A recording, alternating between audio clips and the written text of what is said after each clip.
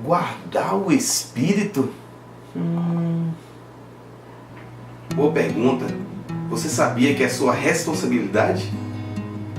Interessante, né? Eu venho me perguntando sobre isso há muito tempo. E meditando na palavra de Deus, em especial hoje, eu descobri muitas coisas que são nossa responsabilidade e muitas vezes nós queremos lançar essa responsabilidade sobre outras pessoas e até mesmo sobre Deus. E nisso nós vamos entender como nos comportar ou como nos posicionar diante dessas responsabilidades que são nossas e não tem como você fugir delas, ok? Vamos lá. A Bíblia fala em Provérbios capítulo 23, no versículo 28, que como uma cidade derribada que não tem muros, assim é uma pessoa que não pode conter o seu espírito. Olha só que interessante.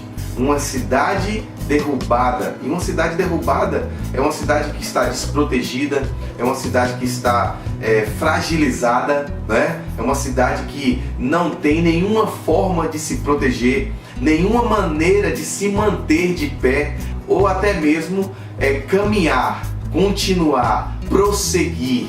Ou seja, uma pessoa que ela não entende que é responsabilidade dela conter o seu espírito ou guardar o seu espírito. Na Bíblia vai dizer que o espírito é o mesmo que o coração, né? Então eu quero que você faça essa junção, porque muitas vezes nós precisamos entender o conceito das palavras que a Bíblia está nos direcionando. Então, guardar o espírito é o mesmo que guardar o coração. Em Provérbios vai dizer que nós devemos guardar, né, o nosso coração com toda a nossa força, porque é de lá que procede as saídas da vida. Então, por isso eu estou aqui hoje, né, para compartilhar com você essa palavra que é: guarde o seu espírito. A Bíblia compara uma pessoa que não consegue conter o seu próprio espírito como uma cidade totalmente destruída.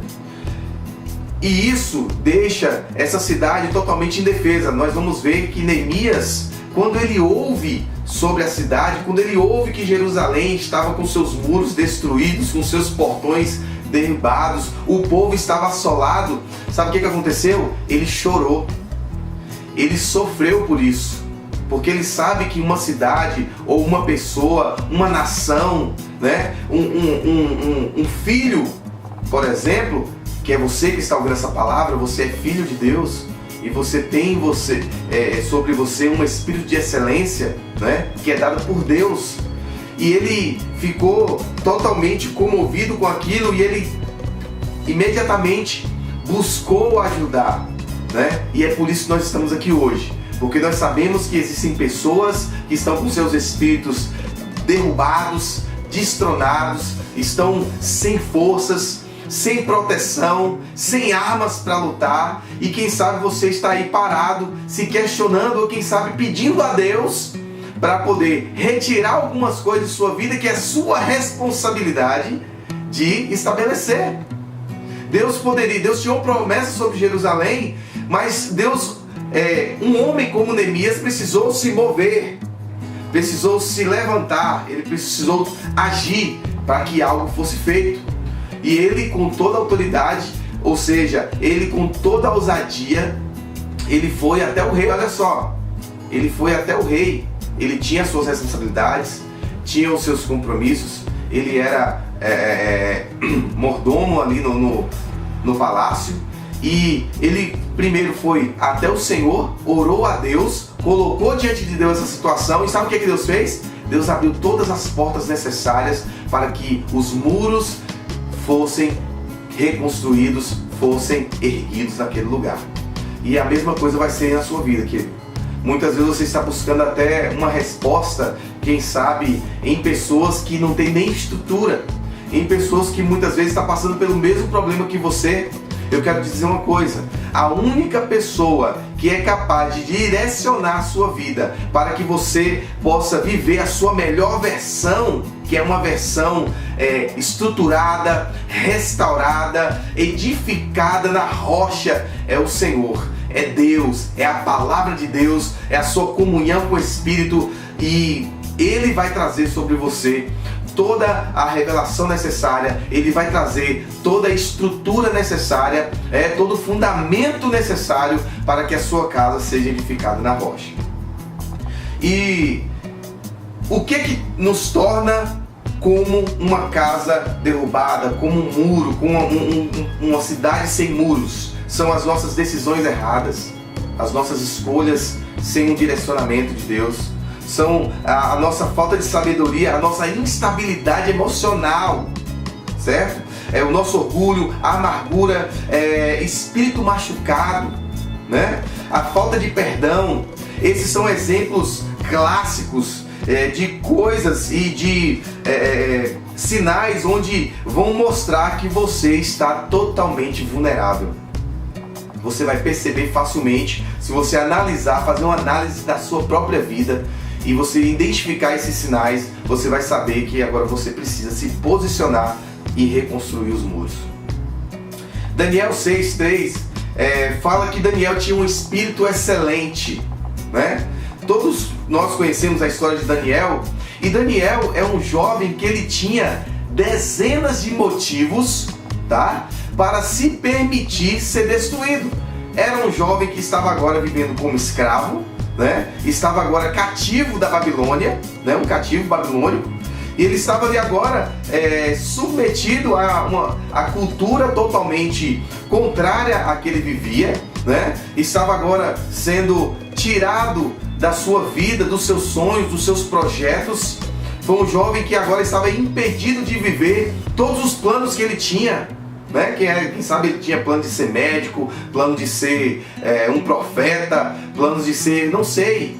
Eu só sei que naquele momento agora ele estava cativo, e cativo significa escravo. Estava ele agora em uma situação de escravidão física, né?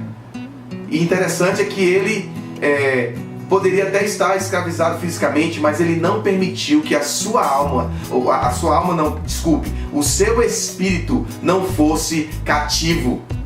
Você pode estar cativo fisicamente, mas o seu coração, o seu espírito, que são a mesma coisa, não podem estar cativos a situações, a uma realidade que você não concorda, a uma realidade que não era a que você planejava, não era o que você esperava.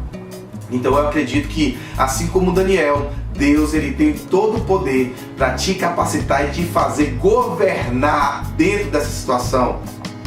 Vai fazer você se destacar dentro dessa realidade. Daniel, no início do cativeiro, sabe o que ele decidiu? Ele decidiu não se contaminar, ou seja, ele decidiu guardar o seu espírito, guardar o seu coração, porque poderiam levar cativo o seu corpo, mas não poderiam levar cativo o seu coração, o seu espírito. Então ele decidiu se guardar, ele decidiu buscar em Deus a estrutura necessária para triunfar dentro daquela realidade. E olha para você ver que como ele se posicionou diante de Deus, se guardando. Olha só, Daniel ficou cativo 70 anos. Você sabe o que é 7 décadas cativo? Mas dentro dessas 7 décadas, ele prosperou, se destacou, né? Ele chegou a governar, sofreu perseguições, calúnias, tudo que você pode imaginar, tudo que a gente vive no nosso contexto. Olha só o que diz em Daniel 5, diz assim, ó: existe um homem em teu reino que possui o Espírito dos Santos Deus. Olha como é que eles olhavam para Daniel. Eles olhavam para Daniel como um homem surreal, e era cativo, era um estrangeiro dentro daquela terra. E muitas vezes nós esperamos uma situação favorável, onde tudo seja facilitado, onde tudo seja muito bom, onde tudo seja muito legal. Queremos a felicidade, né? Mas feliz é aquele cujo Deus é o Senhor, aleluia! Feliz é a nação cujo Deus é o Senhor. E nós estamos aqui debaixo dessa palavra, debaixo dessa promessa. Nós somos um povo que estamos debaixo da promessa do governo de Deus. E Daniel entendia isso. E na época, eles verificaram, olha só o que diz, ainda no versículo 11. Existe um homem em teu reino que possui um Espírito Santo dos santos deuses. E na época, o teu predecessor verificou se era um iluminado. Nem acreditavam que ele era humano. Porque de fato o espírito que há em nós não é dessa terra, queridos. E nós podemos triunfar de forma excelente e gloriosa na presença de Deus, entendendo que essa responsabilidade não é de Deus. Você muitas vezes ora para Deus tirar a inveja do seu coração, você olha para Deus tirar a ira do seu coração, você olha para Deus tirar do seu coração a ignorância, mas isso não é Deus que vai fazer, é você que precisa se posicionar. Lá em Tiago diz que se a gente pedir a Deus sabedoria, Ele nos dará deliberadamente. Ele vai liberar sobre nós a sabedoria necessária, queridos. E nós precisamos entender nós precisamos entender que essa é a nossa responsabilidade, ok? Então, o mesmo Daniel, ele se distinguiu diante de pessoas que já... Olha só, imagine aí. Ele chega em um lugar onde ele é estrangeiro, ele não conhece a lei, não conhece os costumes daquele lugar, e ele se destacou mais do que aqueles que viviam, que eram nativos ali naquele lugar. Isso é só para você entender que o Senhor não se limita a lugar, Ele não se limita a governo humano, Ele não se limita à perseguição de homens. Querido, entenda uma coisa, há um chamado, há um poder, há um espírito excelente sobre a tua vida. E esse Espírito vai fazer você triunfar sobre todas as coisas. Ele vai fazer você viver a sua melhor versão. Entenda, há uma versão aprimorada da parte de Deus para a sua vida. Você, quem sabe, ainda está vivendo a versão que as pessoas olham e veem. Samuel chegou na casa de Jessé e ele procurava uma versão de homem. Ele procurava uma versão de guerreiro, uma versão de um rei, humanamente falando. Mas Deus, a versão que Deus tem para nós, vai além até do conhecimento de profetas. O profeta não conseguiu discernir. E Davi chegou ali com uma aparência de menino, né? Uma aparência meiga, mas era o rei que Deus tinha escolhido. Era Davi era o rei que Deus tinha escolhido para aquela nação. E ele aparentemente não tinha capacidade. Aparentemente ele não tinha nada que confirmasse essa unção. Olha só que interessante. Nada em Davi confirmava a unção. Principalmente o lugar onde ele estava. Onde é que ele estava? Pastoreando ovelhas. Olha só. Como é que um pastor de ovelhas vai pastorear, vai governar um povo, um reino? E havia os irmãos muito mais preparados, com porte, com estrutura física, ou quem sabe até intelectual, melhor que a de Davi. Mas o que Deus procura, querido, é um espírito excelente em nossas vidas, para que Ele possa estabelecer o seu governo por onde quer que nós passarmos. E é isso que nós precisamos entender. Da mesma forma que o espírito excelente de Daniel fez com que ele fosse rei, fizesse com que o rei olhasse para ele diferente, e fez com que ele cuidasse do seu espírito, você pode também superar todas as dificuldades. Você pode. Você tem em você o poder para superar todas as dificuldades que você encontrar pelo seu caminho, no seu trabalho, na faculdade, em seu lar. Você tem a capacidade, você só precisa entender o tempo e o modo como isso será feito. E se você permitir que as coisas que te rodeiam, as coisas que estão acontecendo no seu lar, as coisas que estão acontecendo na sua família, essas perseguições, se você deixar isso tomar conta do seu espírito, você vai ficar igual o povo em Jerusalém, a cidade totalmente destruída. Você não vai encontrar forças e nem armas para se defender desses ataques. Você precisa se posicionar. Você precisa se posicionar e viver aquilo que Deus tem preparado para a sua vida. Você precisa entender que Deus tem algo para a sua vida. Aleluia. Em Provérbios capítulo 16, no versículo 2, vai dizer assim: todo o caminho do homem lhe parecem puros. Olha só. Mas o Senhor avalia o espírito. Que coisa tremenda, queridos. Que coisa tremenda. E essa é a palavra que confirma com que nós precisamos realmente, para entender o chamado, entender o propósito de Deus e triunfarmos contra todas as adversidades da vida, nós precisamos guardar o nosso espírito, ou seja, guardar o nosso coração, de onde procede as saídas da vida. Vamos orar. A minha oração é que você entenda o imenso valor do Espírito e que você tem responsabilidade de guardá-lo diligentemente todos os dias. Responsabilidade por um coração puro, limpo e um espírito correto são indispensáveis para um relacionamento frutífero com Cristo. Senhor, eu peço agora ao Senhor, Pai, te peço que dê aos seus filhos a capacidade de discernir, Senhor, as fragilidades, onde é que eles têm permitido o adversário minar, quais são as paredes, os muros que precisam ser levantados novamente, quais são as portas que são queimadas com fogo.